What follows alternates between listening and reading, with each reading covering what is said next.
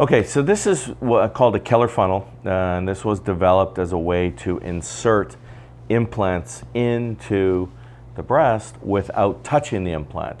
And so it's a fantastic device, and it works very much like a pastry bag. We open it at the top and we put the implant in, so we never touch the implant. It comes straight, sterilized from the factory, goes right in here. We don't touch it, no hands have been on it, and then we just use a pastry bag to insert it.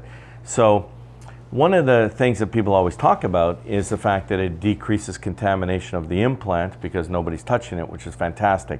Remember, we're always washing out the pocket with a whole bunch of things just to try to minimize the potential for bacterial contamination of the implant. But the other thing that doesn't get talked about as much is that this is really gentle on the implant. So you'll see when I put it in, it just squeezes in, it just flows in. So there's very little trauma to the implant. And traditionally when we put an implant in, we're using our hands and we're poking the implant.